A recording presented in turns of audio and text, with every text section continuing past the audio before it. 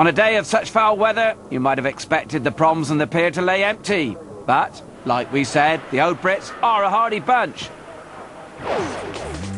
With the wind southerly 3 to 4, weather wet, visibility very poor at times, it really makes the course almost irrelevant. It's not so much how many laps, more a case of who can survive.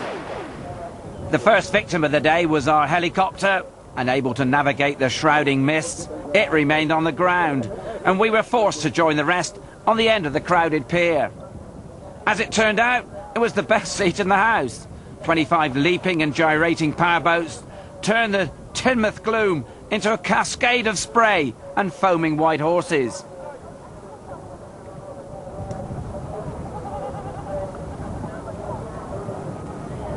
At their head, Bob Baker, number 50, was proving most adept at controlling the cauldron, closely followed by Ian Sterling in the multicoloured number 15.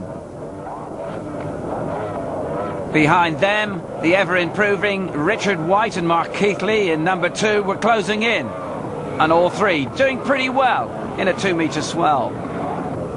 Not quite so straightforward behind. Number 55, Ian Mackman, was enjoying a few adrenaline-packed moments with number 70, Derek Basham. And doing enough to convince the 8,000 or so spectators who turned up that this really is worth getting wet for. Meanwhile, away in the murky distance, Sterling was taking over as the front runner. His newfound confidence this season continuing to flourish, although it wasn't without the odd hiccup.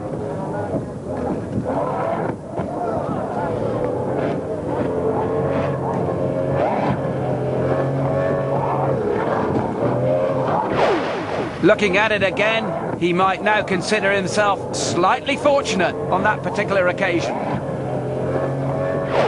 Behind Sterling, Baker and White kept in touch, while the Rendell brothers pulled up to 4th.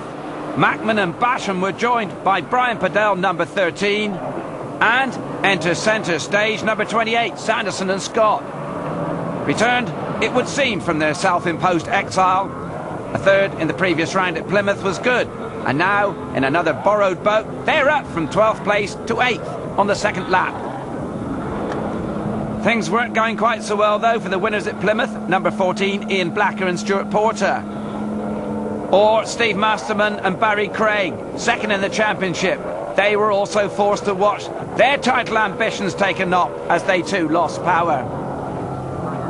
So Sterling was in the perfect position to open up the points gap at the top of the championship. Although quite how far might depend on the increasing presence of Baker in his rearview mirror.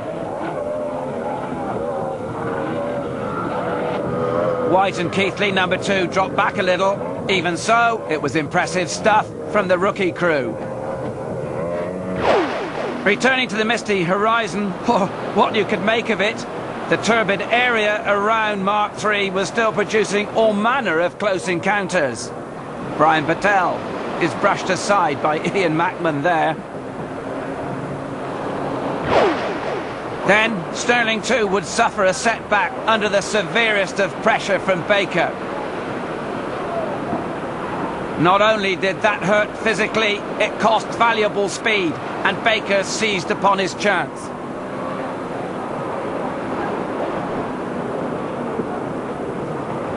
And it was catch-up time again for the championship leader. It gave him another moment, though, of brutality on which to reflect in the smaller boat. And with it went their chances of victory. Baker's heavy water Phantom would prove one hurdle too many, although this was probably as good a performance as Sterling and Dickinson had produced in a career spanning 10 years. Sanderson and Scott also produced something special. They went from almost last place to 3rd before electrical problems enforced retirement. And that promoted White and Keithley into their by now customary 3rd place and their first podium. Elsewhere, Bob Hunt and Dave Leach, C52, continued to stoke up the 1.3 litre championship ahead of the bouncy Welsh crew of Mark Kirk and Christina Deacon, number 69. But in the end, in the interest of safety, with the conditions worsening, proceedings were called to a halt, and there weren't too many complaints from on the water. 400 points then for Bob Baker to move him into the top 10. 324 for Derek Basham to leapfrog over Steve Masterman, but 360 for Sterling means he pulls further away. In C-Class, Mark Kirk opens up a tiny gap, but Bob Hunt's arrival could spell a tight finish. The spine jarring that you get from the head sea coming out from the pier here, that really did settle your bones, and you knew every inch of your body was hurting at times. But what do you do? That stopped you. Get on with it. In that sort of water, you're just pushing hard all the time. You've got the bow tank full because you're into the head sea. We're giving it a little bit of trim because it was dropping on one side, and we just seemed to hit one wave and it just flew us in the air, and all you can see is the sky, and the next thing is you wonder how it's going to land, and the arse end came down, pulled the front down, and we just went straight through the next one. But fortunately it wasn't too bad. We managed to keep going, but we had 2 or 3 like that, but I don't really want to repeat those if we can help it. The event overall has been fantastic. The community, the teamwork, the way that the council, the district council, the local council, the OCR organisation have all worked together to put this event on. It just shows, particularly when the weather's like this, that anything can be done. And today I think pretty much we went to the edge of all of our seats, but we're still sat there. Bob Baker and Roger Keane. So a great event came to an end. Brilliant venue. Bob Baker at his best. Just a shame about the weather.